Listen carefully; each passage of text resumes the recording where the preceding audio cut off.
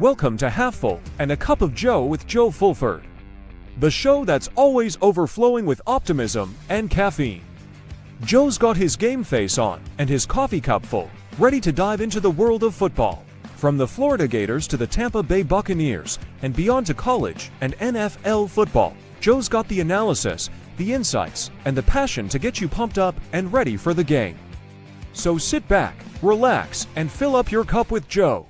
And now from West Des Moines, Iowa, here is Joe Fulford.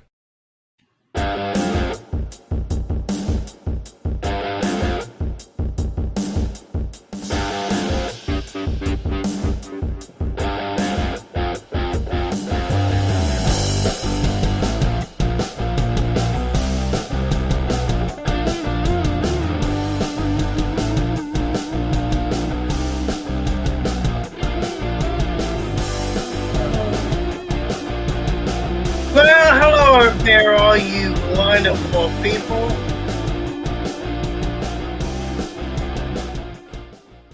Yeah, getting a little bit of energy flowing tonight, on this very special Tuesday night edition of the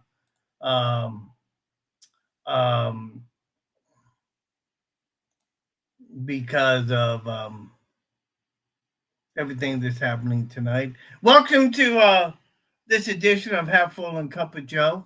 Glad you could join me here. Apparently, I am going to be riding solo tonight because guys decided to move the other show that they were mainly on, mainly the Loren Meadows show, moving up an hour to my time. So I'm in competition against him. So he'll probably have more audience people than me, but I don't care. I'm still going to ramble on for another hour. And boy, I am kind of teed off. And a little bit upset there because I didn't get my way and I'm going to go home. Which is exactly what Notre Dame did. Now, let me start off. First of all, thank you all for joining me, and I hope everybody that's watching will put some comments in the chat room tonight. I'm going to get your thoughts on everything that's happening with the Gators and the Bucs. We're going to be definitely talking about that tonight and talking about the college football playoffs and also moves that the John Summerall has already made and more moves that he is going to be making.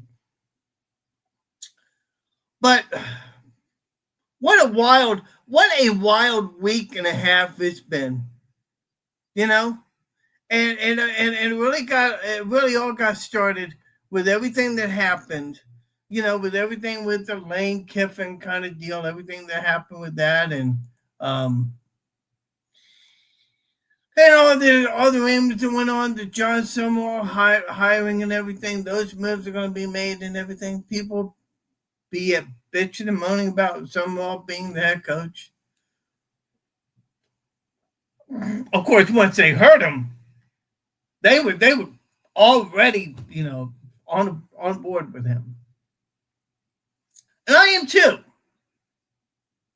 I said last week, I'll say it again. I think it was probably one of the best hires, if not the best hire that Scott Strickland has made.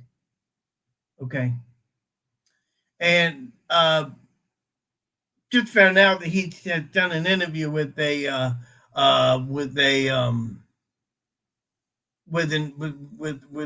news organization that I want to watch later on and get more insights on him. And we'll talk about all that a little bit later on. But let's talk about what happened over the weekend. And boy, it was crazy.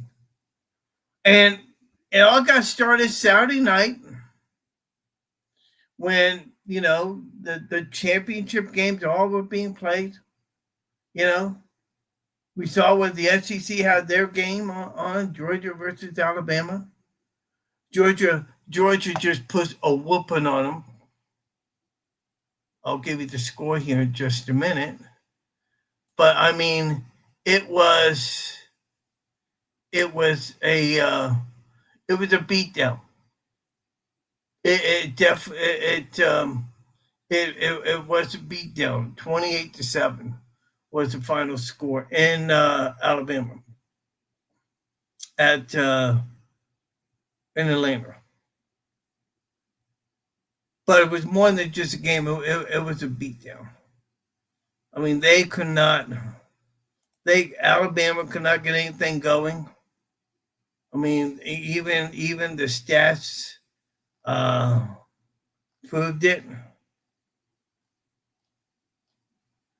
Don't know if I can bring up some of the stats in the game. Here we go. Ty Simpson, 1939 for 212 yards. Bernard Jimmy, 6 receptions for 62 yards. Alabama, that's Alabama.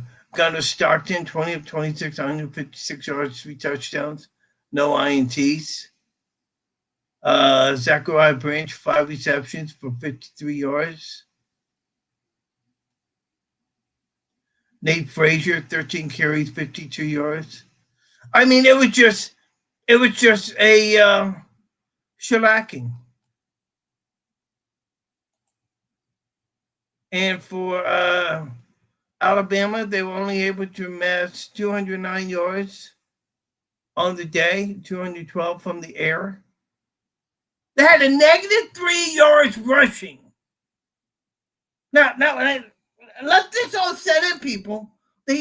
Alabama had a negative 3 yards rushing on the day.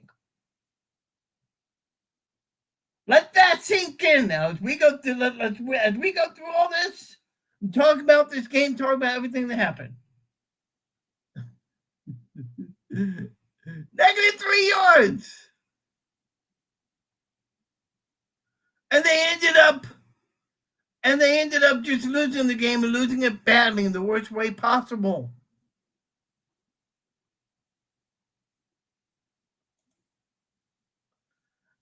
And as I am watching that game, I'm thinking to myself, there is no way that they can put Alabama in the playoffs. No way that is going to happen. It's going to come down to Miami and Notre Dame. Of course, we already knew that Indiana and Ohio State were going to go in. And that was a fantastic ball game. And if I get, and I recorded it on YouTube, and if I get a chance, I want to go back and watch that game in its entirety. Because that was a really good ball game. Their quarterback is really good. And he's up for the Heisman. We'll talk about all that too. That's going to get settled this weekend. Let's get back to the game. So Alabama, they lose. Okay. Now the talk begins. And for Alabama, they're playing this narrative. Oh, this game shouldn't count. This is not a game that should be held against us.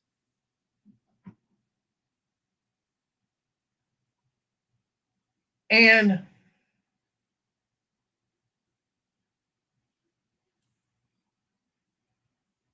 as we're going through, we were going through all this, and listening to everything, they're making the point. Oh, Alabama, they shouldn't be. Alabama keeps saying that this game shouldn't count. There's no way that this game should count. Okay. If this game didn't count, then why did you play the game? No, that's not the way this happens. This is not the way it works. And then we get to Sunday, when the 12 teams are actually announced. And we knew that it was going to come down to Miami and Notre Dame. And they had similar records.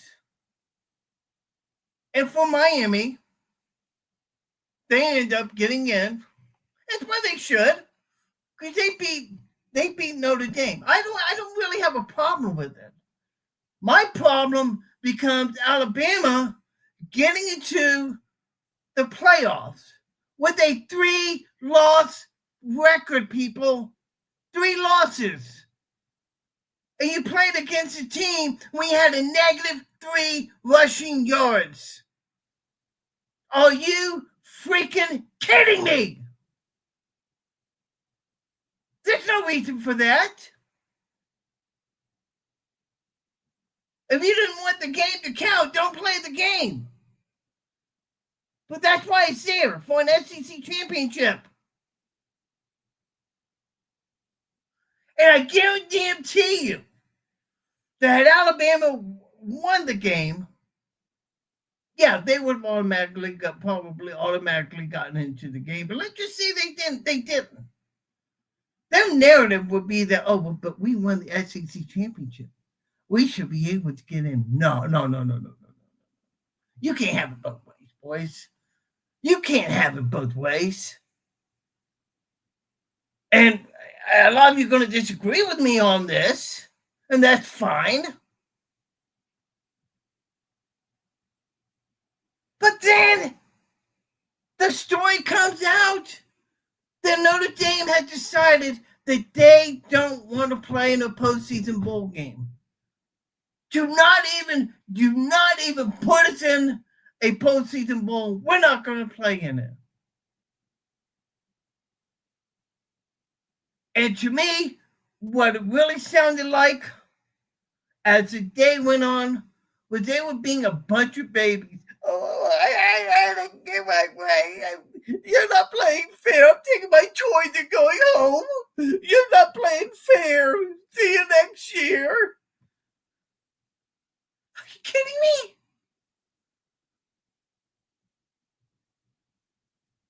Boys, I got news. That is not the way college football works, okay?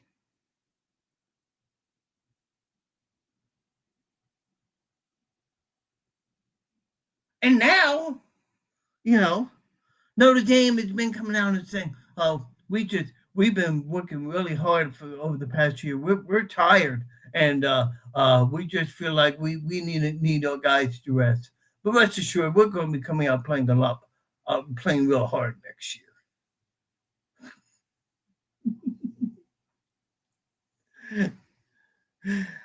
And for all their talk, this is hurt. This is traumatically hurt their relationship with the ACC.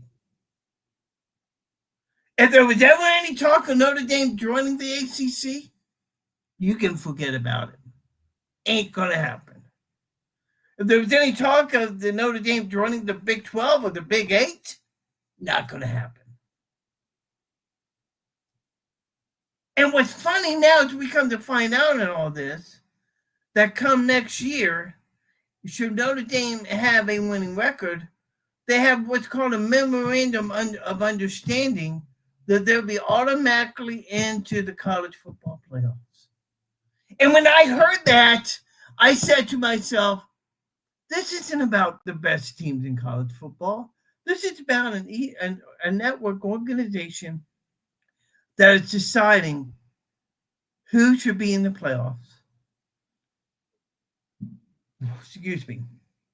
Because if you really and truly believe that ESPN does not have their hands in the cookie jar deciding who's going to be in those playoffs, I think I think you're nuts. Prove me wrong. Comment in the chat room. Love to hear what your comments on that. All right. Speaking of which, the playoffs have been announced. Okay, and they were announced yesterday. Let's see if we can widen this a little bit. It's going to start off on Friday when Oklahoma and Alabama meet. It's going to be on Friday night, 8 o'clock. All these games will be on ESPN, and there'll be one game on TNT on Saturday. I forget which one it's going to be. Saturday will be noon. Texas A&M at University of Miami at Texas A&M. Tulane will be at Ole Miss. I think that's the game. What time is that game? Let's see if let me try and get a better understanding of it. Let's see here. That Tulane game will be at 3:30. Okay. I think that's a game that'll be on TNT.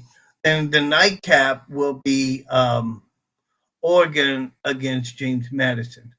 Now, winner of the Oregon James Madison would take on Texas Tech on New Year's Day at noon. At 4 p.m., Indiana will play the winner of Alabama, Oklahoma. Georgia will play the winner of Tulane, Ole Miss. And the winner of Miami, Texas A&M will take on Ohio State. And that's where the matchups are right now. And by the way, I don't have a problem with the G5 teams getting in. I don't have a problem with Tulane getting in. They're a very good team. And I am very curious to see how John Summerall does in the playoffs against Ole Miss.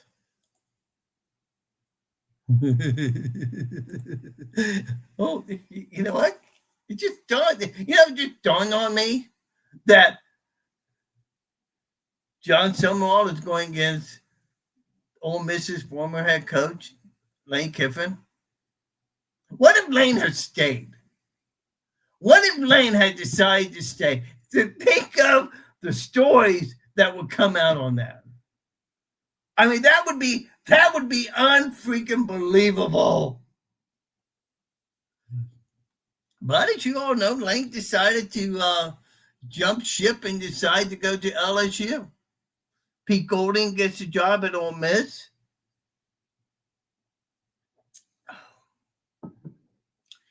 And I think Pete Golding took a shot at John Summerall.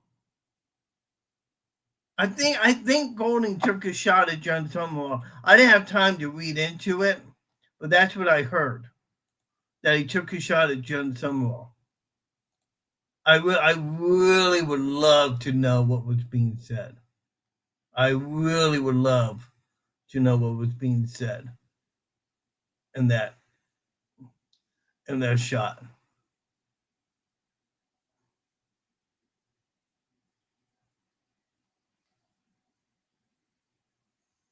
It's crazy.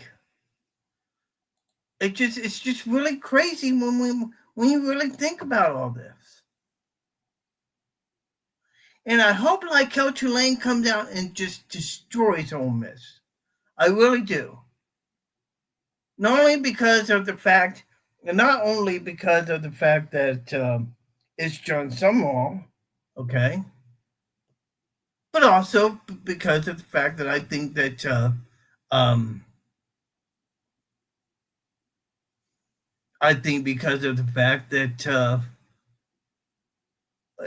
Tulane is a very good football team.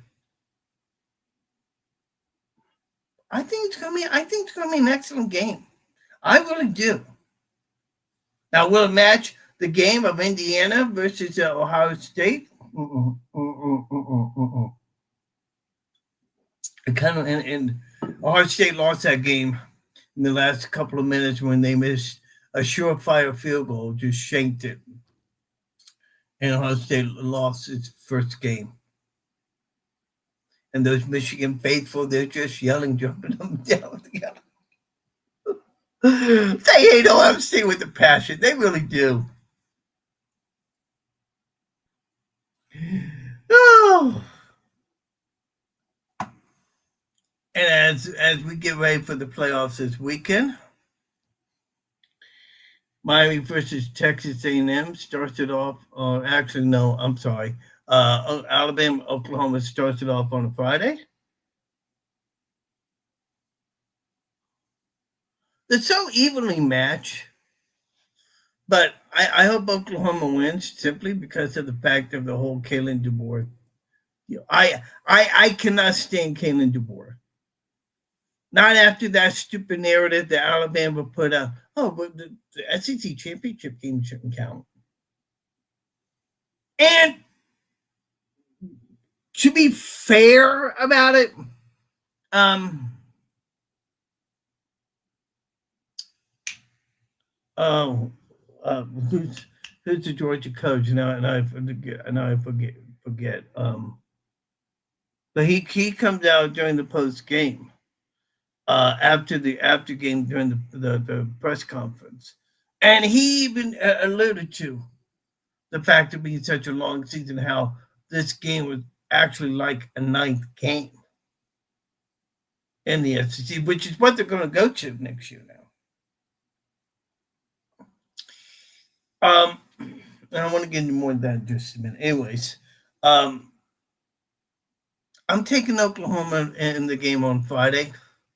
Saturday, I'm going to take Miami, Texas A&M. I'm taking my SEC brethren, Texas A&M. Ole Miss versus Tulane. I gotta go with the Green Wave boys. That's where you got to do it. And by the way, the winner of that game would take on Georgia. The Texas A&M Miami winner takes on Ohio State. The winner of the Oklahoma Alabama game would take on Indiana. Ooh, Indiana versus Oklahoma. That would be a barn burner of a game. Oregon versus James Madison, or Oregon's going to win by a mile. Setting up Texas Tech versus Texas Tech versus Oregon. Then on the second round games on New Year's Day, it will be the Texas Tech winner of the Oregon game, be at noon, followed by Indiana versus winner of the Alabama Oklahoma game, 4:00. Georgia versus the winner of the Ole Miss game at 8 p.m. New Year's Eve, we have the winner of the Ohio State Miami winner. And when you look at the whole field, when you look at everything, even though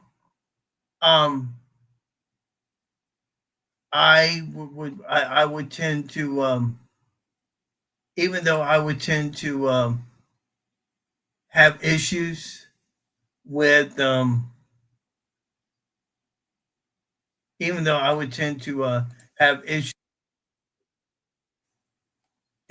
with the Alabama scenario, I think that overall, I think this is a very good field.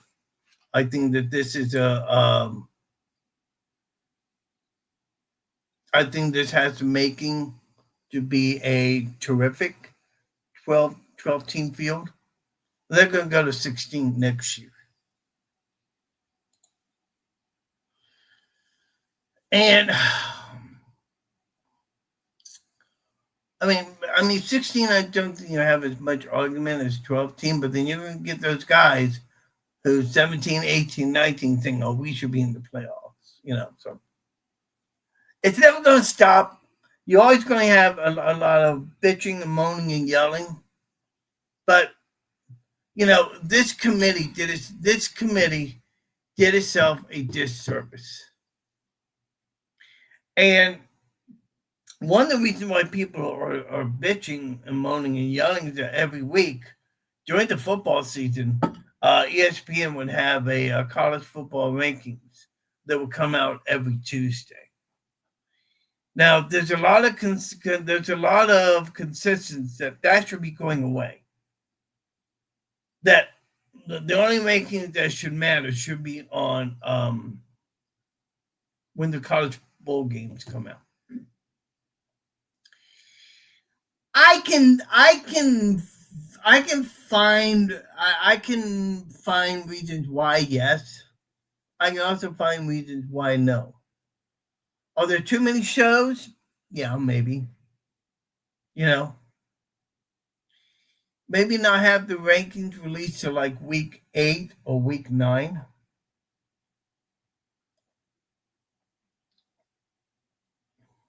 That's one of the things you should have the rankings come out. That's when you should have the rankings come out. Yours truly, the animal, in this edition of Half Full and Cup of Joe on a special Tuesday night edition. Now, you guys are wondering why we're doing Tuesday night. It's because we got some things. I got some things going on Thursday, but also Bucs will be taking on the Lions. Okay, on Amazon Prime. That's going to be a pretty good game. We'll get into the Bucs in just a few minutes. Some more is it's back home in Florida and at Gainesville. He's been there for a few days, and he made some comments about that, saying that his assistant's going to be running practice for the next few days. He's going to be in contact with him, obviously, but obviously it sounds to me like they're not going to be running hard, pushing him too hard, giving him a little break. But some artists in Florida, and he's making changes to the coaching staff. We can tell you tonight that Billy Gonzalez is not going to be a part of the staff, nor would Jabbar Jaluk, the running backs, be a part of the staff. Buster Faulkner, from Georgia Tech, who is the offensive coordinator under Brent Key. He is going to be the offensive coordinator at Florida. Defensive coordinator will be Brad White from Kentucky.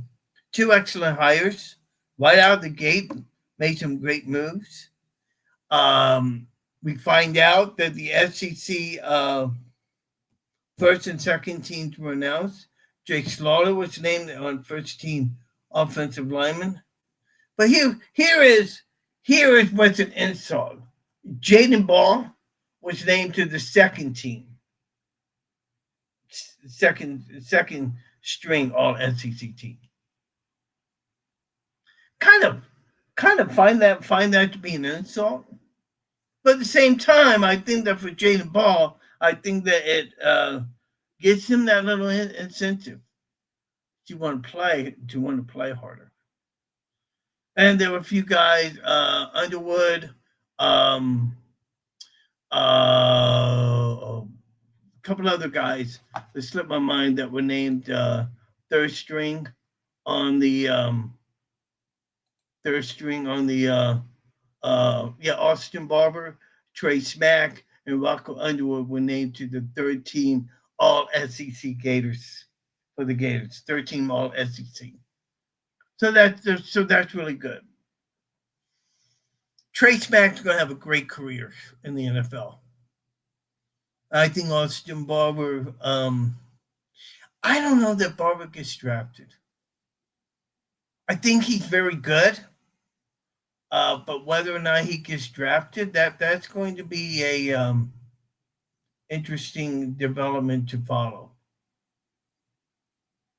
And of course, we're going to find that out as we get along, as we move along in the season.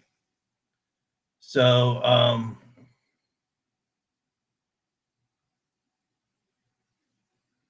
but for John Summerall, I mean, I'm really becoming more and more impressed with him each and every day.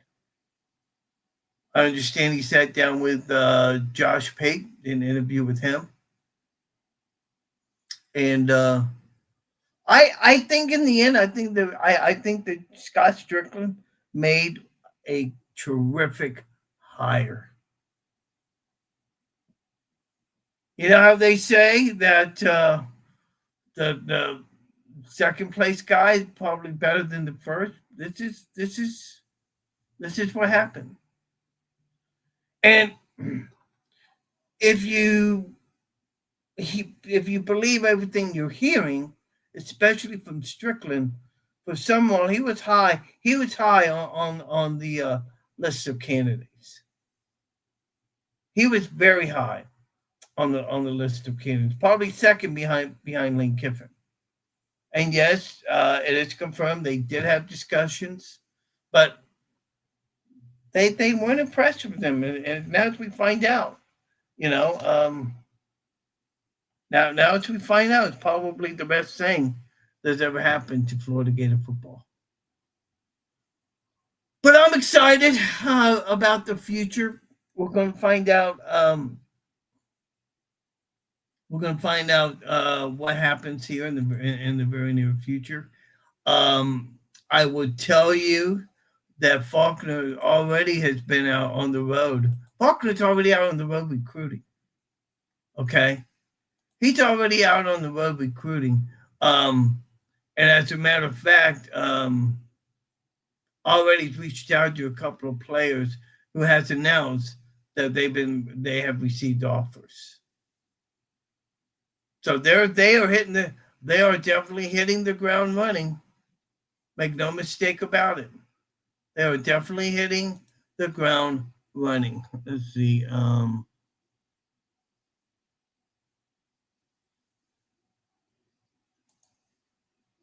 Game and that's good.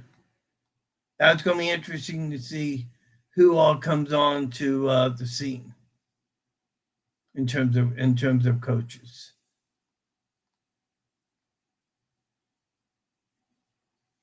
Joe Chapman, Joe Chapman, who was on the team last year, he is going to return, I believe, as defensive line coach. That's confirmed. But who else? We're just going to have to wait and see what happens.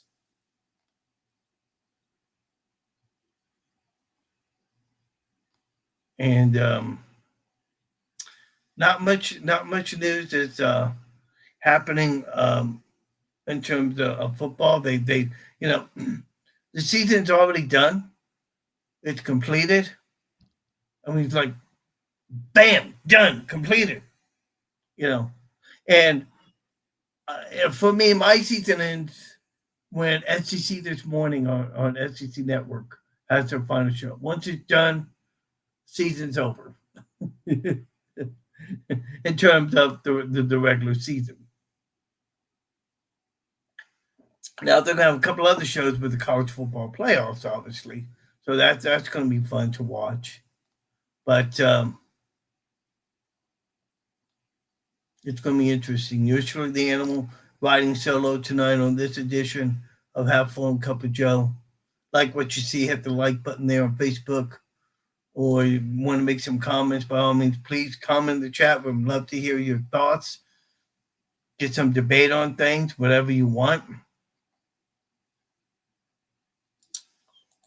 Always interesting. Always interesting. So,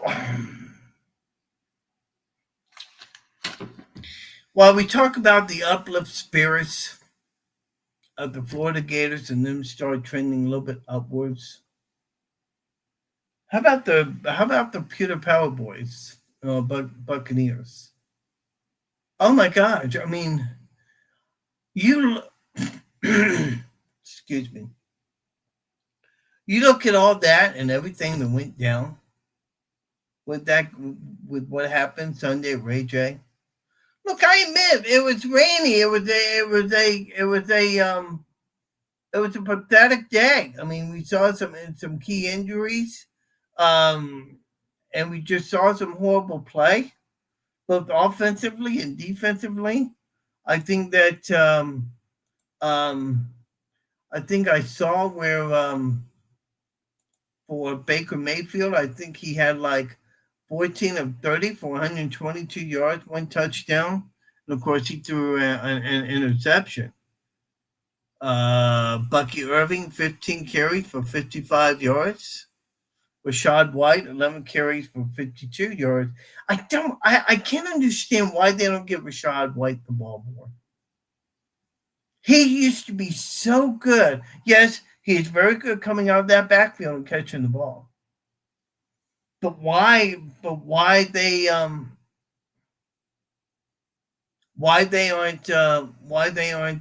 throwing him the ball, having him run the ball more?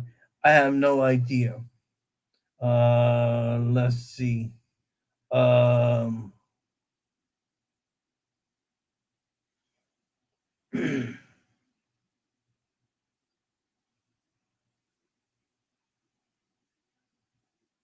but it was just a drizzly, pathetic day.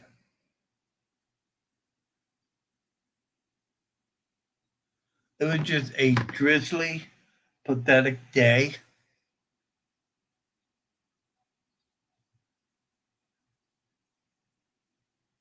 And I gotta say, and I don't have the defensive stats in the game. I wish I did. Scoring summary, box score.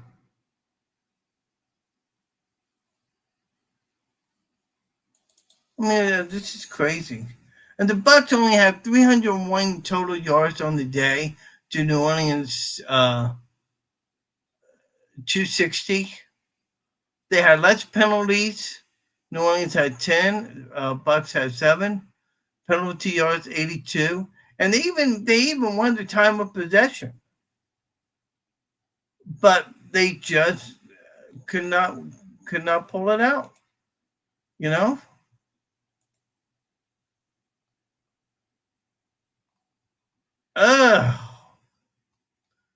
Sean Tucker scored on a touchdown.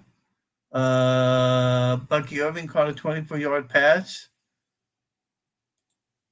In fact, on Bucky's day, Bucky had a good day coming out the receiving room. 2 catches for 26. Chris Godwin, 5 catches for 35 yards. In fact, it got so bad in that game. Levante David actually walked off the field.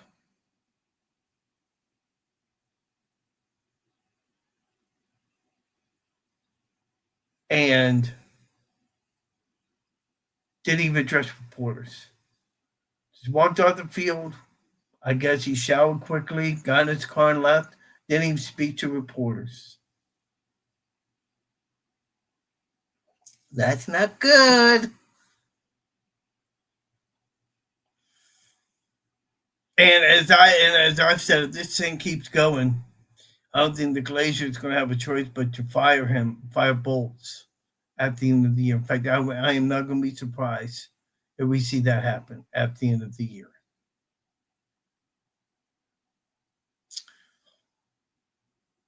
And you know, I don't know how to feel about that.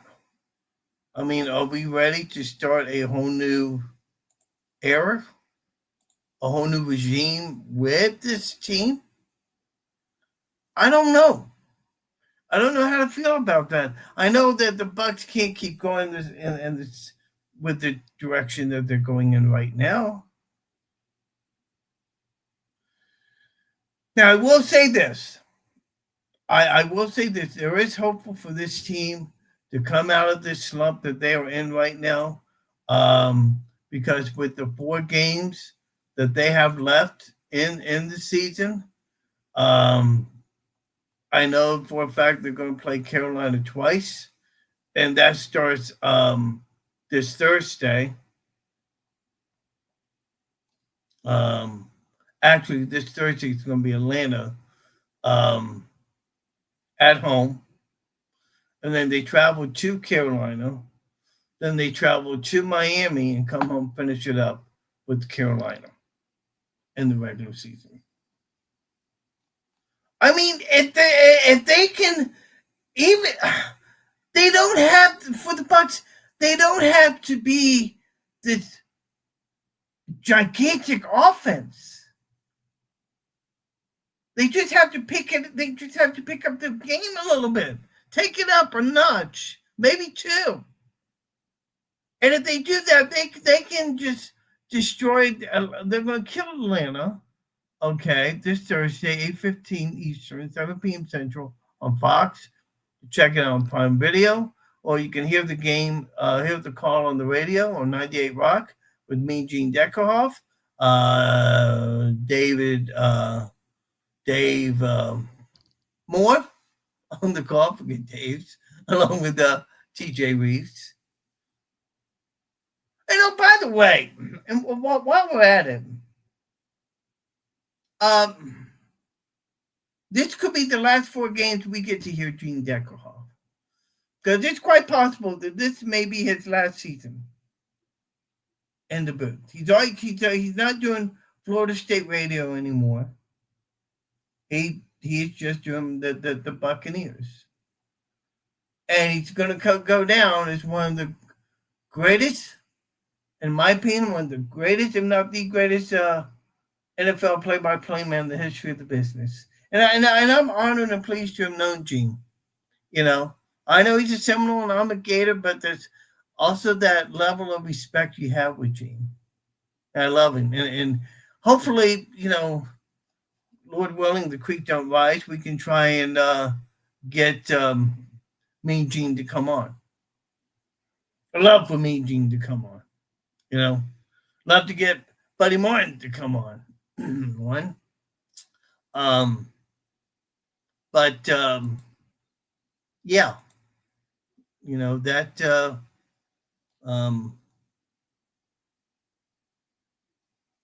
but yeah, me, Gene Deckerhoff, one of the best in the business. Man, you don't find them any better.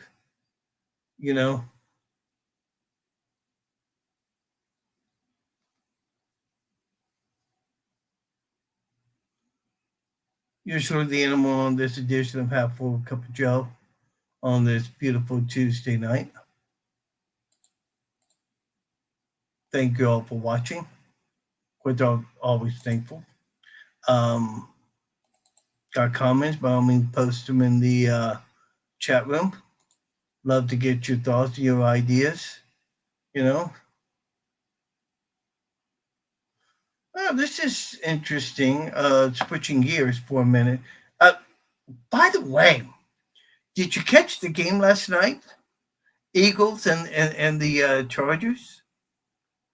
Now that was a great game, Venturasi. They really, Chargers were in it. They played a great game, and in the end, we're able to come back and beat Philadelphia. And how about the Kansas City Chiefs?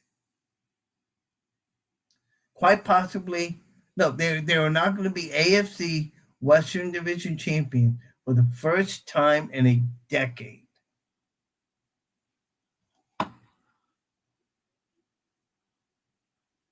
And that brings me to something right here. Hang on. Let's see here. Patrick Mahomes is only 30 years old.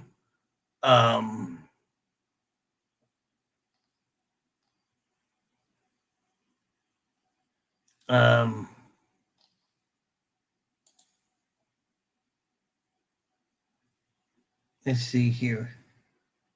Mahomes has a high ankle sprain. And they lost to the Texans 20-10 on Sunday Night Football. And as I'm watching that game, I'm just amazed by the way the Texans are playing. I was really amazed last year when they beat us.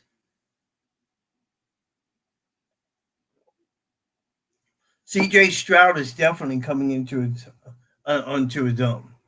Make no mistake about it.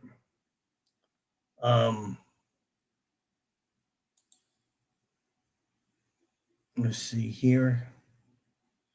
So Mahomes has been in the league for 9 years.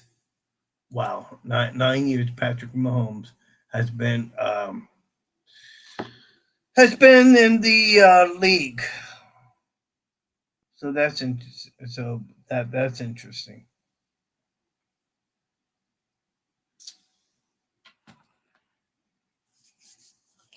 Here's an interesting question to be asked: If and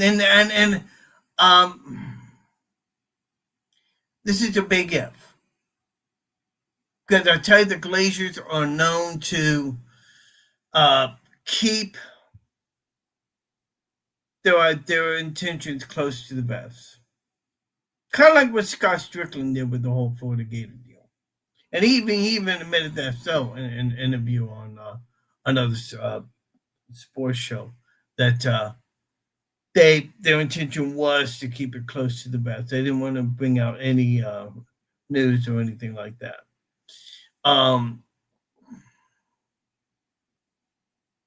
Hypothetically, if the Bucs were to make a move and fire Todd Bowles, who should be the new coach of the Tampa Bay Buccaneers? Love to get your thoughts in the chat room. Who would you like to have as the new head coach of your beloved Tampa Bay Buccaneers? It's not going to be John Gruden. I'll tell you right there. I'll tell you right now that it's not going to be John Gruden.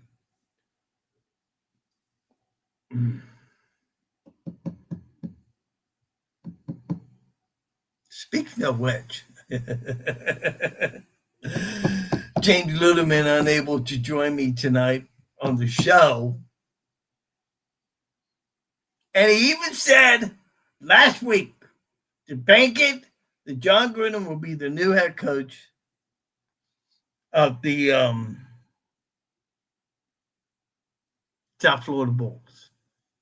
Turned out to be the offensive coordinator for Ohio State, Brian Hartline. Congratulations to Rob Higgins, and a nice job getting Brian. And boy, they moved quickly with their hire too. And so did Matt Campbell, who now goes to Penn State. Okay, and look, I'm happy for Matt. I'm extremely happy for him. I wish he would stay, but anytime you have that opportunity to better yourself and go to a better program and help your career, I say go for it, And Jamie Pollard, the AD, was upset, but upset in a way that we're going to miss him. Not upset that he's mad that he left, just upset that, they're going to miss him. And he said publicly that he wishes they could build a statue for Matt Campbell. And they should. Matt Campbell brought Iowa State to a new level. Yep, Paul Bowles, he did a great job with Iowa State, but could not get over that hump. And Campbell comes in, takes over, and does an extremely great job with him. Kind of like the Tony Dungy, John Gruden narrative. Dungy comes in Tampa, rewrites history with the team, gets them, builds them up, and he gets them right there, but fails to beat the freaking Philadelphia Eagles. Just couldn't do it. No matter how hard they tried, they just couldn't beat them.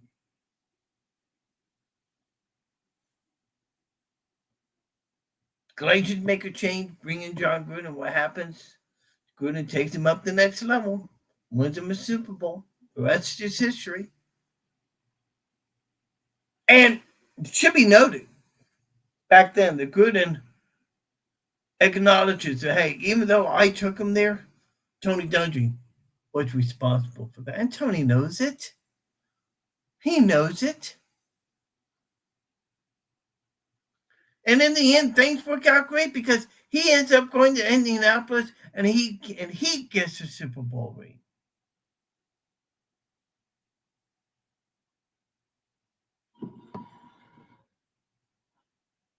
I don't know about you, but I tend to wonder why Tony Dungy's not in the Hall of Fame. Just my take. Should he be in the Hall of Fame? I think he should. I think he's done a lot of good. Speaking of which, semifinalists for the Hall of Fame should be coming out soon, and I don't believe there's any Buccaneers on it. I could be wrong, but I do not believe there are any Buccaneers on it. I'll have to hang on just a minute here. I'm going to find out.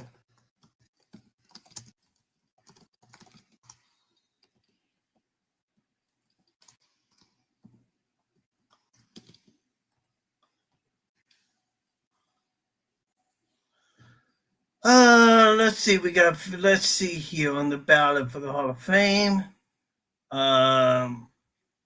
Eli Manning gets on there.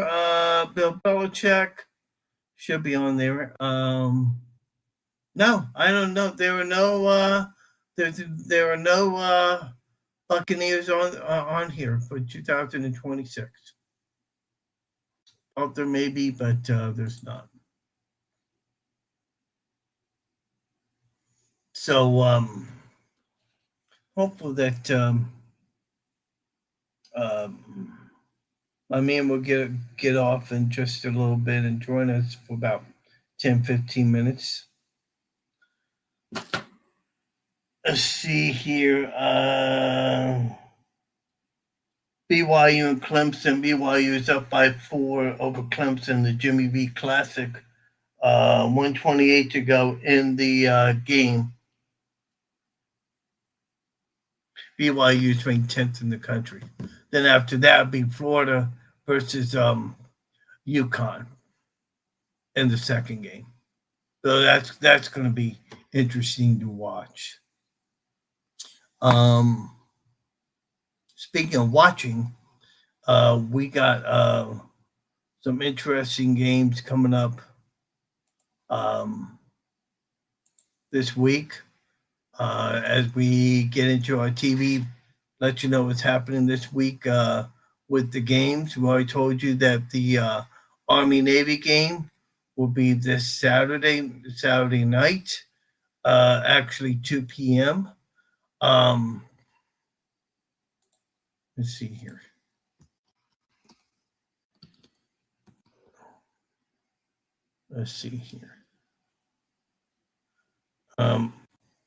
Hang on, before we get into that, the finalists for the Heisman have been announced.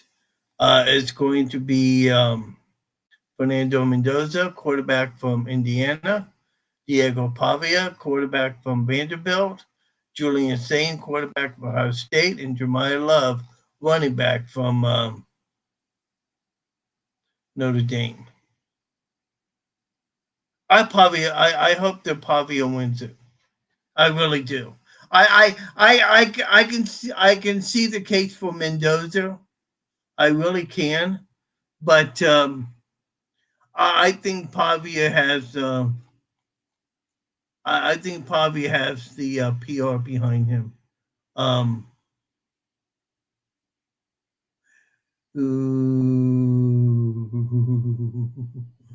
So this is going to be interesting. The Heisman will begin at 8 p.m. Eastern time on ESPN. Now, that's on this Saturday. Okay, the Heisman will be on ESPN. But while that's going on, at 7 p.m., Boise State will be at Washington. Okay, take the hat off. And that's the only game that we have. That'll be the Bucked Up LA Bowl. Wow, what a great game. But by the way, speaking of bowl games, let's go ahead and show you. See if I can't pull this off. Hang on. So we can go ahead and read it along together. Okay, the the bowl games that are coming out. There we go. You can follow along with me. Troy will be at Jacksonville State in the IS4 Salute to Veterans Bowl. On the 17th, the Cure Bowl will feature Old Dominion in South Florida. Um, and then there'll be the Veterans Bowl, Louisiana versus Delaware on Wednesday, December 17th. Um, Missouri State will be Arkansas State, the Xbox Bowl. The Myrtle Beach Bowl will have Kennesaw State against Western Michigan. The Union Home Mortgage Gasparilla Bowl will feature Memphis at NC State. And then the first playoff game that night have Alabama against Oklahoma. And then you have the 3 bowl games, championship games on Saturday. Monday in the Idaho Potato Bowl. Washington State will be at Utah State. Tuesday we'll have 3 bowl games. Toledo, Louisville at 1 p.m. Western Kentucky will be at Southern Miss at 4:30. New Orleans Bowl will have UNLV at Ohio. By the way, for UNLV, you know who their head coach is? Dan Mullen. Dan Mullen, former head coach of the Florida Gators, now UNLV. They've had a very good season. Then this is his first year, so congratulations to Dan Mullen on a fine season. The Hawaii Bowl on Christmas Eve will feature California at Hawaii. Okay, no football on Christmas Day. Friday, Central Michigan and Northwestern. That'll be at 12. New Mexico will be at Minnesota. And then Florida International will be at UTSA in the Responder Bowl. Saturday, Military Bowl will feature Pittsburgh, East Carolina. Penn State will be at Clemson, 11 o'clock in the Pinstripe Bowl. Now that might be a very good game.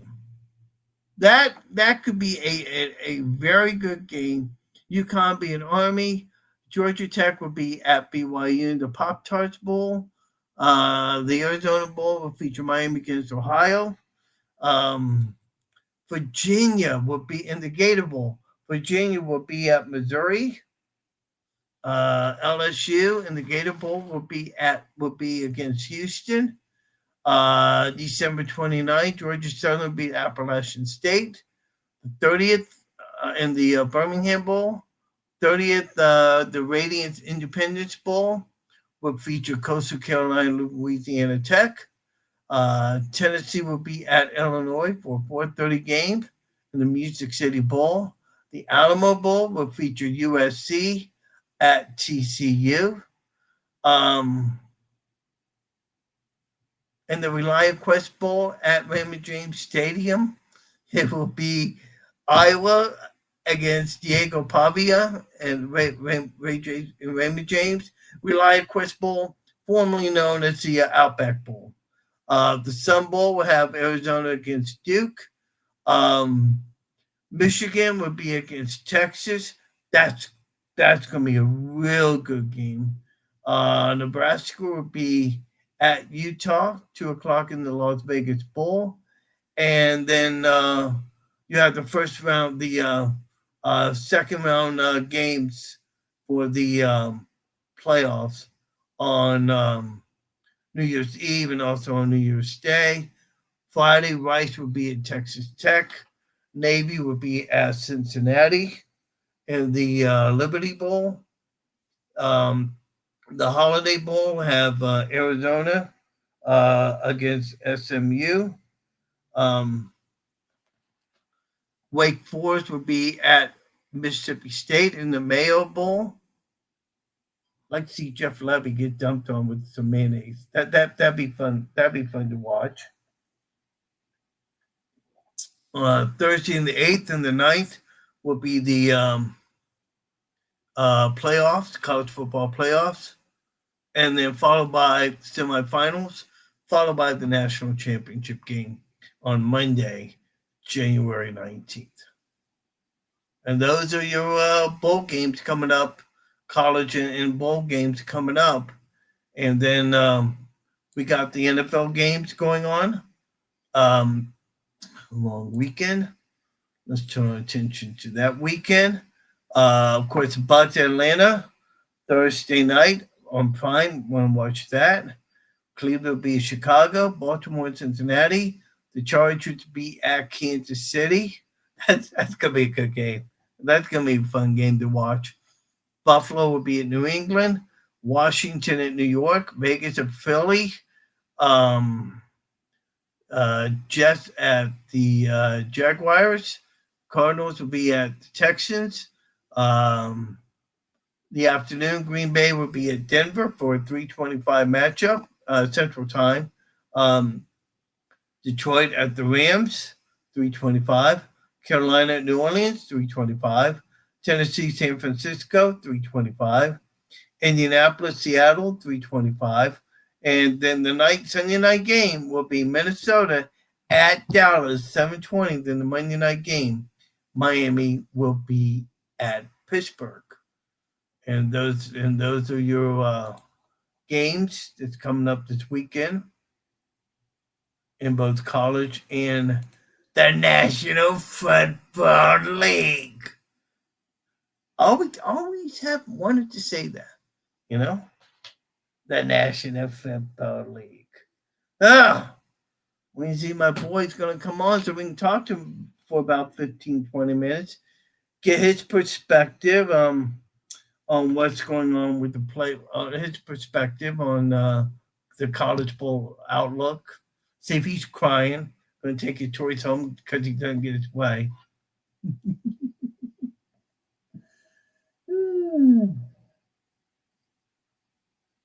I still am amazed that Notre Dame did that. I'm just in shock that they would pull a stunt like that. No reason for it. No reason for it.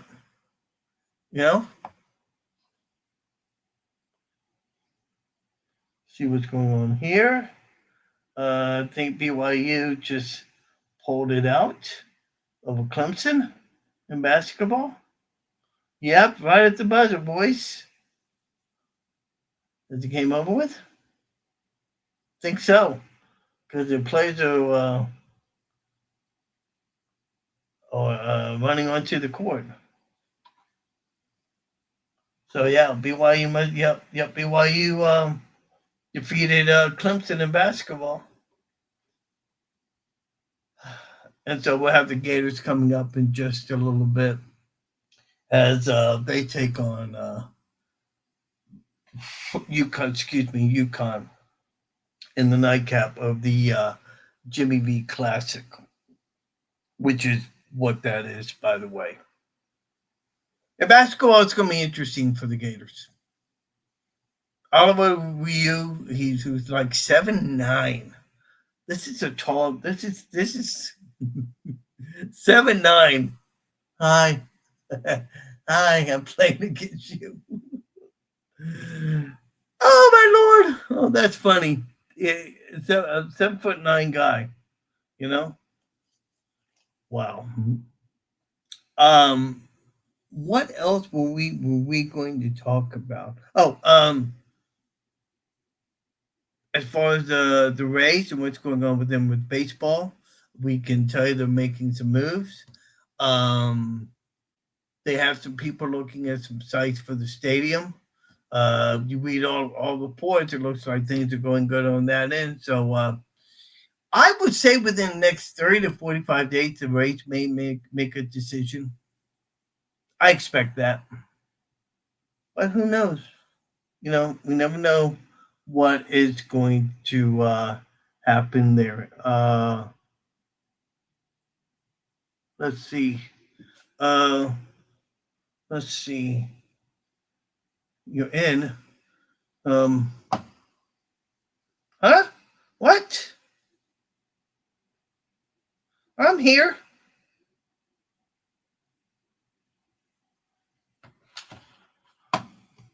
Okay. Let's see here. He's Ron Browne texting me. This is live, people. This is live. You don't came in with my link. Hang on. Um, um,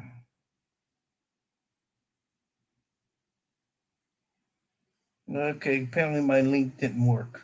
All right, hang on. Hang on. I gotta do something here real quick. Hang on. All right, come on. Hang on. I'm gonna get him on here in just a minute. Let's see here. All right, let's see here. All right.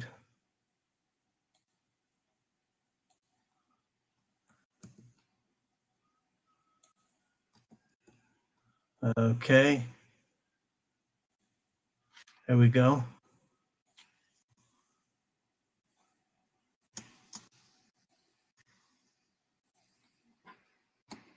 All right, here we go.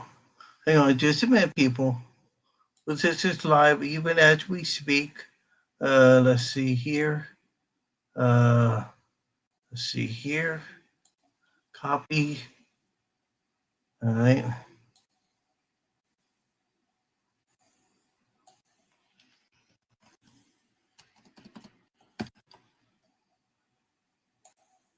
Okay. Let's see here.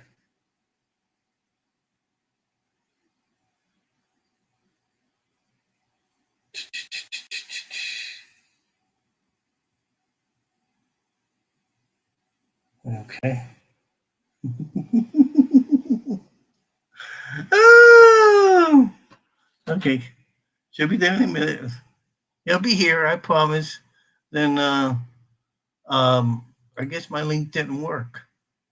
By the way, thanks for hanging with us here. Have a full cup of Joe. You're surely the animal.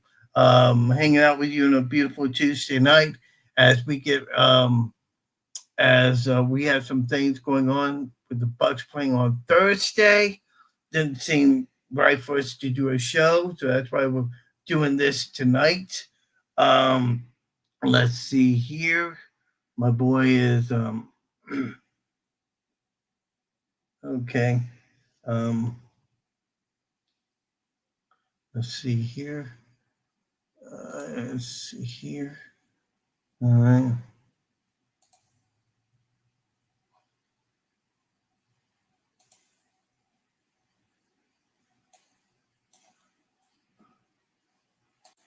All right.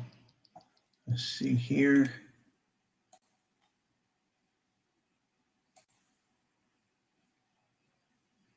Okay. Should be on in just a couple of minutes. We'll be back on next Thursday for another edition. Back to our regular model. Preview the first of 4 games that'll be played on Friday night when Alabama meets Oklahoma here in just a minute. Get out of there. All right, there we go. There he is. The ignominious one. Man that knows all. The man that sees all. No, we're not talking about Karnak the Magnificent. I love Karnak. I love Karnak too. How are you? Good. Just was on with Loren. Went an hour early tonight from 7 to 8 instead of 8 to 9 because of the Gator game. Right. There's going what score right now? No, the BYU just finished up, so there's like a 30-minute intermission. So ESPN is playing the famous Jimmy Valvano speech. Yeah. I went. You missed my tangent. If you get a chance, watch the beginning of my show. If you get a chance, but I went on a tangent, and I was pissed as all get out. Not only because of Alabama getting in, but also because of Notre Dame doing what they did, dropping out and taking their toys and running home to mommy because they didn't get their way. And the floor is all yours. Take it away and give us your thoughts on it. Well, Notre Dame acting like 2-year-old brats. I love Notre Dame. Me too. A lot of friends are Notre Dame, and I love them. They shouldn't have done that. Look, go back, and I keep telling everybody on every show I'm on. 2 years ago, Georgia, back-to-back national champions, 12-0, plays in the SEC championship game in Atlanta, loses to Alabama, gets bounced out of the 14 playoff. Florida State at 13-0 loses Jordan Travis, their star quarterback, against North Alabama. They're bounced out, okay? Well, Georgia handled it like an adult, like a man, like a big boy. Florida State had 31 players quit. Norvell lost the locker room. He lost the culture, and they've been in a death spiral ever since, okay? Notre Dame, be careful of this. Oh, well, the players didn't want to play. It gives a damn what the players want to do. You know, we have got to stop letting the tail wag the dog. The Notre Dame players, they didn't want to play. I'm sorry. The school makes money off of that bowl game. And it's you need every penny you can get. And you need those extra 20 days of practice. You know, let it not be forgotten that you bring all these new guys in and these new players. It's very important because these guys all need experience. They need to play. And you're not going to get any of that. Bowl teams that go every year after 4 or 5 years have an extra 80 to 100 days of practice. You think that stuff doesn't matter? Notre Dame set a terrible precedent. And Marcus Freeman better hope that they don't fall into the black hole of irrelevance that Florida State is choking in. And just, it's horrible. And, you know, Notre Dame, you lost at Miami. You lost at home against Texas A&M. And then you reeled off 10 straight wins against who? A sorry-ass Southern Cal team? A Pitt team that no one noticed? I mean, they were way down in the rankings. They didn't beat anybody big. I mean, what pelts did they put on the wall? What scalps did they put on the wall?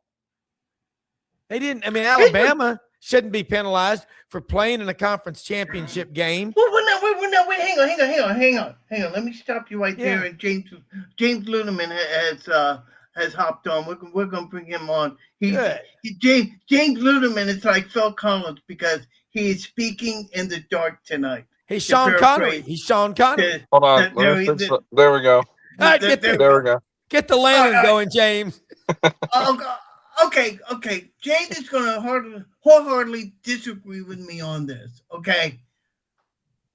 If you're going to say that they should not be penalized for playing in the championship game, then don't play in it. That is your choice to play in the championship. That is your choice that you want to play in the SEC championship game. So it's your job to go out and do the best that you can and win the game. Of course, they lost. You have to play in the game. You can't not play. You cannot. If you're the team that you have to play in it, you don't have a choice. But I knew that. Yeah. But here's my point. You play in the game, so the game should count. The game should count. I know. I mean, it's like saying, well, look, Florida played against USF and we got beat. That game shouldn't count. No. I'm not going to buy. I'm not going to buy that argument. You guys have disagreements on it. I know you do, but the point I'm going to make is this: you played in the game. It was your job to go out and win the game. Yeah. And as I stated, I made my point clear. I said that if Alabama had won that SEC championship game, but yet missed the playoffs, they would be saying, well, wait a minute, we played an extra game in the SEC championship game. We should be in. No. In my opinion, just can't have it both ways. But you guys have your opinions. I'm going to start it off with James and let him just throw me to the wall. Well, here's the deal. I have grown... I've grown a lot in this past week. I've watched Rob's show several times. And one of the things that I will say is I don't value conference championships as much as I used to. Yeah. Even a week ago, I valued the conference championship, but now it's like, maybe, right? So here's the deal. People are so up in arms about Notre Dame not getting in. Okay?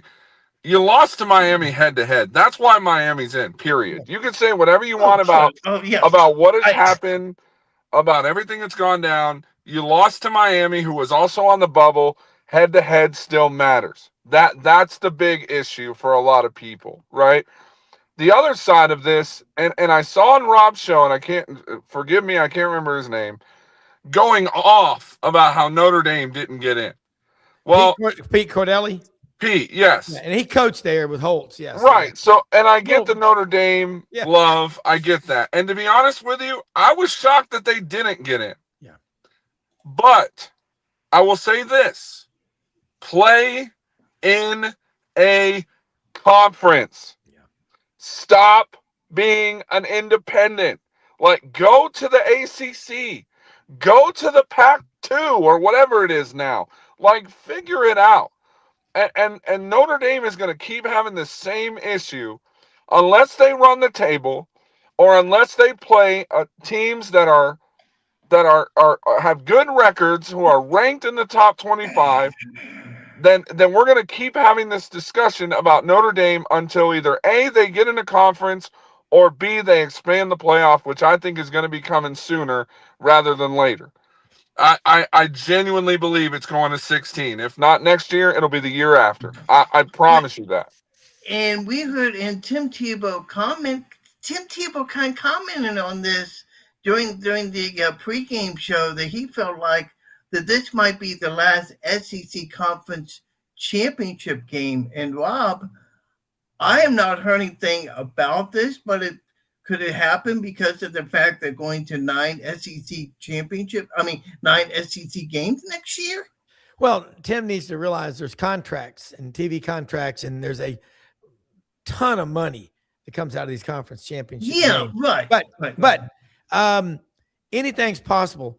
You know, Pete Cordelli on my Monday show and Ellis Johnson, both national championship coaches, they're smart, and Dave Bartu. Pete's right.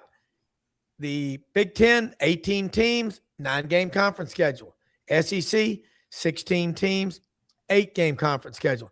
I told everybody for Halloween I was going to dress up as a 9-game SEC football schedule. That scared the hell out of me. But that's really where we are. It's another loss. It's another loss for everybody. Okay, for 9 more losses. I think we're going to 16. I think we'll go to 24. We got 135 Division I teams. I don't do this FBS, FCS crap. You're either D1, D2, or D3. By the way, my friend, the egg man up in Wynn, Arkansas, gets all my farm fresh eggs. He's a huge North Dakota State University Bison. Go Bison. Go Bears. Yeah. I mean, he's a hockey player growing up. 6 surgeries. I mean, he's tough as a nickel steak. But I really say this. Notre Dame's problem, they reeled off 10 straight wins, but not against what Alabama did. Alabama reeled off a bunch, like 4 8 in a row. Well, they 4 or 5 against ranked teams in a row. Look, as they say in the South, that ain't nothing. That's a big deal. And I'm telling you this, Alabama, if at 10-2 they were in, and then they had to play, they're obligated SEC championship. They lost, and they lost badly. And I don't know, but you know what? They're playing Oklahoma. Oklahoma took advantage of those turnovers in Tuscaloosa. They're going to be on the road. If it gets into a track meet, Alabama is going to outdo Oklahoma. But they can't have the turnovers. Yeah, they played in Tuscaloosa a few weeks ago. But that's what I thought. Okay. In a track meet, I'd give the advantage to Alabama. But Oklahoma's defense is so good. That's what I'm worried about. They'll give Alabama fits. But Alabama's offense can be good. But the problem with Alabama is they can't run the damn ball. Okay, he Pajama football is killing it. No. Wait. Hang on. We're waiting. Suspenseful. There we go. Hang on. Where's the music? Hang on a minute, guys. Something's wrong here. What the heck happened? Paul, I don't know. We can still hear you. Yeah, we can still hear you. Hang on. Ladies and gentlemen, Paul Sorry for Schaefer in the cussing, band. people. Love it. Hang on. Come on now. Listen, I'm gonna tell you this while Animal's figuring this out. I'm gonna tell you this. I'm fine. I love Alabama to death. I do. Rob knows it. Animal knows it. Yeah. I love Alabama to death. They ain't winning this game. I'm telling you right now. They went limping into the SEC championship, and only because Texas A&M lost. Again, if this was Texas A&M, it would have been worse, in my opinion. I'm telling you right now, Alabama, they made the playoffs simply because of a mid-season run that included beating Georgia on the road at Athens. That is it. That is the only reason. Tennessee, you can look at that game and go, okay, it's coin flip. Vanderbilt didn't know how good they were going to be. Even at that point in the season, I think people were still sleeping on Vanderbilt. We saw what happened. But I'm telling you, it is the game in Athens that got them in. But I'm telling you right now, unless this team in the next however 10 days, however long it is till they play, unless they come up with some kind of solution to this lack of a run game or this lack of a defensive pressure or this lack of offense, the offense has not been there. Ryan Williams, non-existent. I'm telling you, I didn't even hear that man's name until the SEC title game, and it was late. I love Alabama. I'm telling you, there's no bigger Alabama fan than me. But if people expect Alabama to compete with Oklahoma at Norman in December with what we saw in the conference title game, I'm sorry, it ain't happening. I love Alabama, but it ain't happening. Says the same man who swore up and down that John Gruden would be the new head coach. You know what? Listen, Hartline is a great hire. I get it. Whatever. I think that is a great move for them. I had to rip you. I'm sorry. I was more adamant about Florida doing it than USF, but I figured that was kind of a long shot. What's that? Florida doing what? Hiring John Gruden. I thought they should have hired him, but John Summerall is still pretty solid. That the whole John Gruden thing is another story that we love that we need to talk about another time. And I'm surprised that you make the analysis about Alabama because I think you're right on a lot of things. I don't know, Rob. But I just there's something inside of me that says that Oklahoma is not as. Maybe I'm wrong on this, but I just don't think Oklahoma is as good as everybody's making them out to be. I mean, I think Alabama has a good chance to beat them. Well, James is right. Alabama can't run the ball, and Ryan Williams has been AWOL most of this season. We saw it, yeah. Yeah, and Isaiah Horton won the Auburn game, but the real problem is Oklahoma can't run the ball well either. They brought in Jaden Ott from Cal, and that guy has been horrible. I mean, I'm just not ready to play. We're paying you NIL money, son. Get your ass out on the field. He won't do it. And I'm going to tell you what, there's going to be, if Oklahoma wins, if they win the whole national championship, which I highly doubtful. No. The hottest new sports bar and grill in Norman, Oklahoma will be John Mateer's Hand. I've never heard more about somebody's freaking hand in my life. John Mateer's hand. Remember the thumb? He's playing against Texas and blood's coming out of there. I hope the guy can shake hands the rest of his life. I mean, but James is right. Alabama, they're just not they're different. They can't line up and run the ball down your throat. Jam Miller is okay. I tell you, the problem is Justin Haynes from Beaufort, Georgia, is up there at Michigan. James will tell you that their running game at Alabama, remember Brian Robinson a few years ago comes in. They just one running back after another. I don't know what the personality of this Alabama team is. Look, does anyone know anyone on the God Bless America All SEC team? Who are these guys? I mean, didn't Georgia just win the SEC at 12-1? How many guys they have make All SEC? One or two? Yeah, and you know what? You know what's amazing? You want to know what's amazing to me about that came out today, and I talked about before you came on. Jake's from Florida's perspective. Jake Slaughter, the offensive lineman, was named on the first team. Second team is running back Jaden Ball. Second team. I mean, Yeah. I mean, this guy, the way he ran all season long, you tell me two running backs that were better than Ball in the SEC, and I'll shut up. Lacey at Ole Miss. Okay.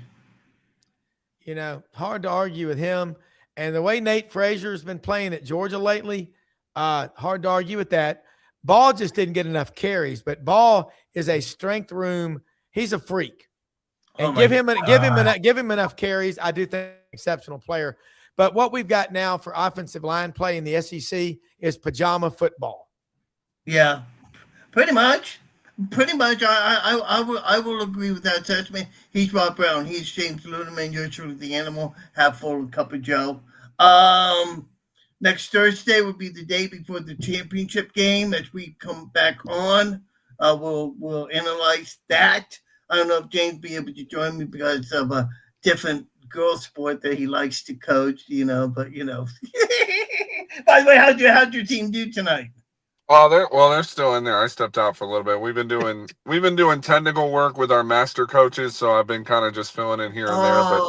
But it's like volleyball. So it's like volleyball practice. It's not a game. It is. No, it's practice. Yeah, it's practice. We don't start tournaments until we start tournaments in January. So we start that, and then we're off to the races. Our team's going to Nashville, going to New Orleans, going to Ohio twice, Atlanta twice. I mean, we're everywhere.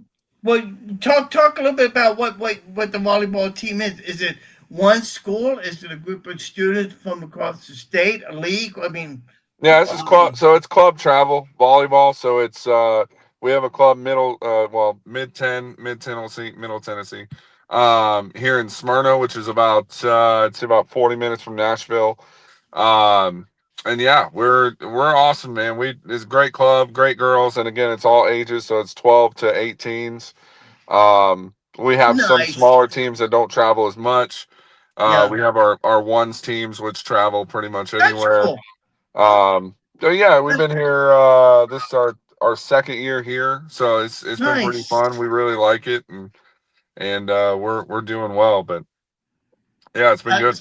Have you hired a security team to protect your house since you're an Alabama fan living in Tennessee? I mean, you know what's funny, and Rob can tell you this, I think for sure. You would be surprised how many Alabama fans there are here, especially because where I live, we're only an hour from Huntsville, so I'm telling you, it's not as Tennessee heavy as I thought it would be when I moved here 4 years ago.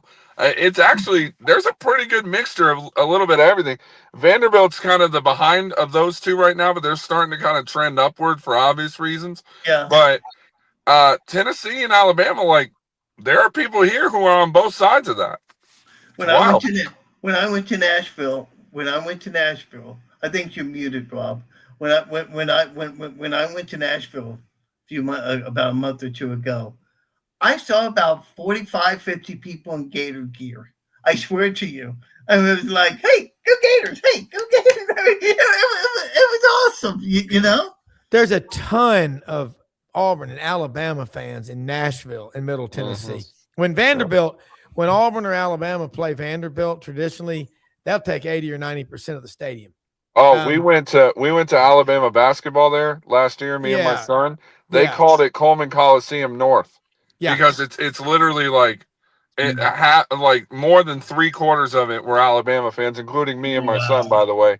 So I mean, it was crazy. It was almost like being at a home game at Alabama when they played each other, and they're playing each other again here this year. We're gonna try to go to that, but man, I'm telling you, they travel well. Auburn's the same way. When Auburn was here, the place is filled with Auburn people. I'm telling you, it's crazy.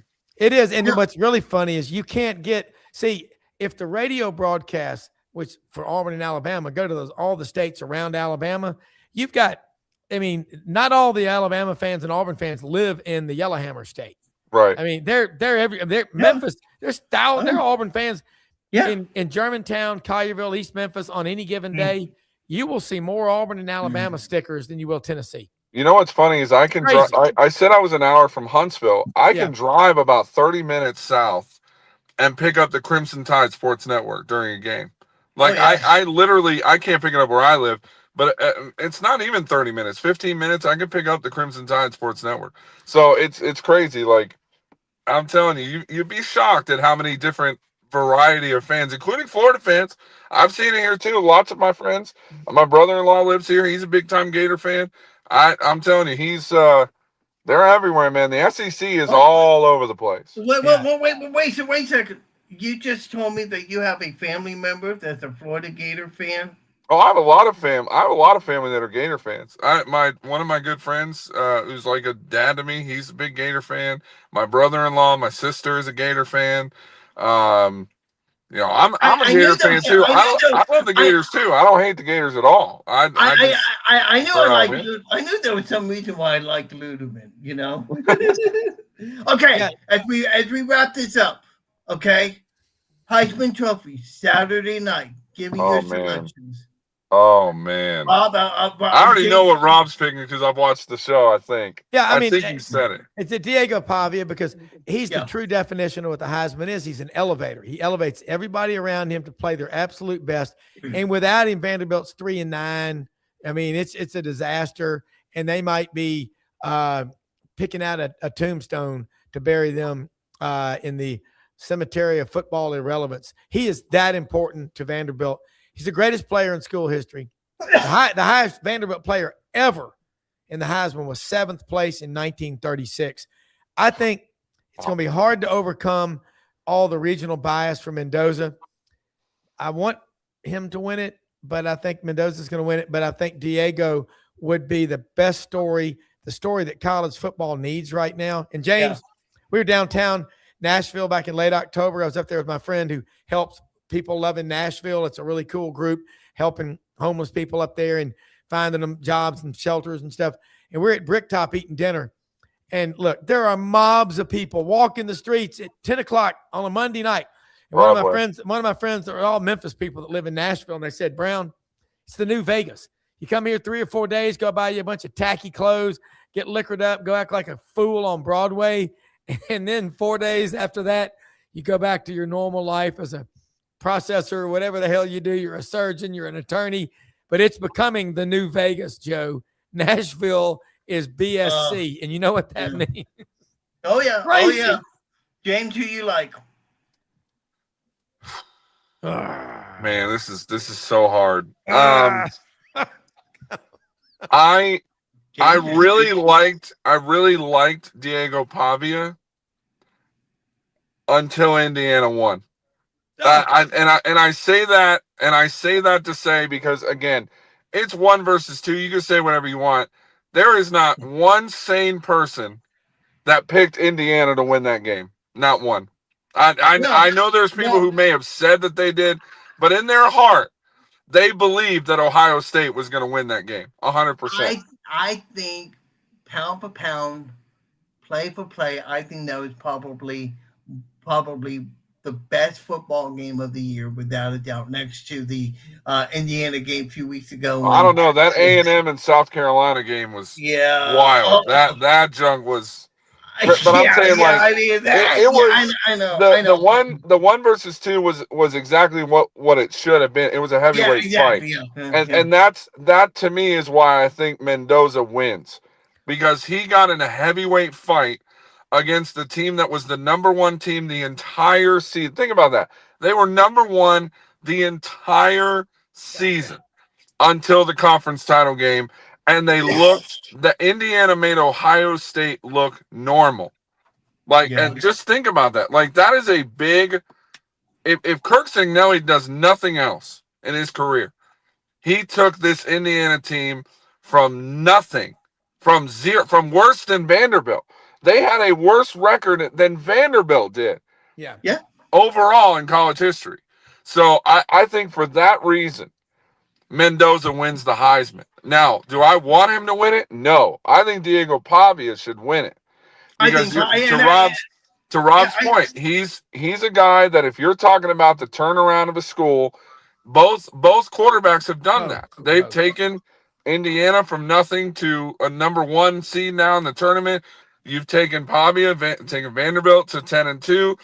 There's some argument they should have been in the tournament. I see why there's an argument for that. But again, if I'm looking at the whole picture, I think that game, the conference title game, whether they want to admit it or not, does mean something in the Heisman voting. And I think because of what happened and what happened against Ohio State, I think Mendoza wins it. James just made the argument for why Mendoza will win it because Diego didn't get to play in a conference championship game. Right. But you've you've got 2 perennial catfish programs. I'm talking bottom feeders, okay? Mm-hmm. Then they're both right now having the best seasons in school history. Not that the quarterback's the only player, but he touches the ball on every snap, which makes him very important. Like your heart beats on every beat, okay? It's very important. But I'm a James. I want Diego to win, but Fernando Heisman Mendoza, shout out to Chuck Oliver, gave him that nickname. A kid from Miami who was at Cal Berkeley and came to Indiana, whose little brother is also on the Indiana team. So who came in for one play after a very scary hit, by the way. Dude came in for one snap, and then Big Brother's like, nope, get out. But he'll always remember, I played against Ohio State. That's right. He can say that. He's like, I played against Ohio State. We won. Look at that. His parents have some video of him on the field. It was a nice handoff. It was a nice handoff. It was beautiful. I hear you guys, and there's a great point that they played in the conference championship game.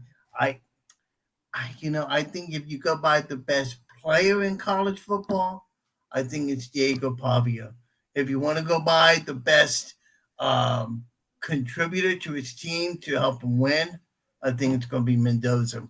But I mean, we're going to see what happens next week. It's Wednesday. The SEC will reveal its 2026 schedule. What's the one surprise we'll see? Any of you can comment on this. What is one game that will be surprised that gets played that you don't ever expect? Well, I know this much. Ole Miss and Missouri the last few years have had easy conference schedules. They're also now about to have the hardest conference schedules. Yeah, Ole Miss especially. Oh boy, they're about to get hit in the face with a dang tire iron. It's going to be tough. And Florida, I mean, I don't know. Florida with that extra ninth game, it's going to be with that ninth SEC game that they have to play. It's going to be interesting. I don't know who it's going to be. I mean, it could be Vanderbilt. I mean, it might be Alabama. I mean, I don't know. I mean, I think maybe Vanderbilt gets a surprise on the Gators schedule, but we're going to find out. Next Thursday, James, if you can join me, that would be great. I understand about your volleyball, but if you can join me next Thursday, it'd be great. I know you will, Rob, right? Yeah, I'll be there. Okay, cool. I'll be ready. We'll talk about the Heisman. We'll talk about the game coming up this weekend. Any news that's SEC related or anything in college football. Real quick, James, were you surprised Matt Campbell went to Penn State? No, not at all. Actually, I thought it was a great fit. Again, to many people's thought, and I think Gary Harris, who was on Rob's show, had pointed it out. There was no conversation of Kalen DeBoer going to Penn State, just like I said. I said it on here. I said there was no thought in the mind. Even Kalen DeBoer said it after the Auburn game. He said there was never a conversation about Penn State. End of story. So good for him. And I think that was a good hire for Matt Campbell. I like Matt Campbell. I think he's solid. He's somebody that, again, you can wrap a defense around, and they'll play really well defensively for him. I really believe that. Yeah. But I think it's the scoring that I'm interested to see, because that's really been Penn State. They've actually done a really good job defensively. They were in the game against Indiana. I mean, they had them on the ropes, and it was just a miracle, play from Mendoza to get the wide receiver throwing to Mendoza. I mean, the 1 foot down, that was the best catch in college football this year. So I mean, again, it's a miracle they got out of there. But if I'm Matt Campbell looking at Penn State, I'm saying, okay, we have pieces to build on defensively, but can the offense keep up? Because they're going up against guys like Ohio State. Now Indiana's starting to turn it on. I mean, there are so many other programs in that conference that just score and score and score. And if your defense isn't playing well, do you trust your offense to put up, 32, 34 points in a game? And right now, I don't know if they can do that. Yeah. One quick thing, and then we got to get out of here. One quick thing, NFL related. Todd Bowles and the Buccaneers, horrible game Sunday. And Fire him. That's what I'm going to get at. Fire him. Do you think done. I am too, and this is what I'm going to ask you. Do they fire him after the Detroit game, or do you think they'll wait till the end of the year? No, they'll fire him at the end of the year. I really think, especially, listen, you've got Atlanta at home this week. You've got Carolina after that. You got to play Atlanta one more time. You got Carolina twice, and then you've got the Dolphins, who, by the way, have railed off 4 wins in a row. No. So they're starting to turn it on. So again, I don't want to say if the Bucs win the division, they're going to fire him, because I think if they win the division still, I think he stays another year. And I think you've got to look at the injuries, unfortunately, at the same time. But listen, if you lose this Atlanta game or you lose either one of those Carolina games, I think Todd Bowles is out in Tampa. I really do. I do too, guys. I it's been great. I know you got to get back to your volleyball, and I know you've been on the air for a while, Rob. And I want to thank you all for joining me. It's been great. Does Rob ever leave the air? That's what I was wondering. Well, Brendan thinks he lives in the studio in Ocala. It's like, we got 8 shows on that channel now. It's like, I know. I live here. I have an intravenous feed tube. But no, I think I've been on since about 7. I was on this morning. Some days some days I do like 3 or 4 shows. But you know what? I love doing it because it never, ever feels like work. There's only one thing better. I'm jealous, Rob. I loved it. Hey, it's I'm fun. Jealous, Rob. I think it's fun too. I'm so happy you guys could join me. We'll be back. We'll be back next Thursday for another edition of Half Full Cup of Joe. For Rob Browne, for James Ludeman, you're truly the animal. And as I always say, if you're not a Gator, you're trying to be Gator bait. Gator bait. Gentlemen, thank you so much. Always. And we will talk to you later on. Thank you. Yeah. Let me talk to you. All right. See you later, guys. All right. Y'all have a good one, and we'll be back next week for another edition of Half Full and Cup of Joe. Good night, everybody. Thanks for joining Joe Fulford on Half Full and a Cup of Joe. Don't forget to tune in next time for more football talk, analysis, and fun. Follow us on social media to stay up to date on all things Half Full and a Cup of Joe. And remember, always keep your cup half full and your team spirit full. See you next time.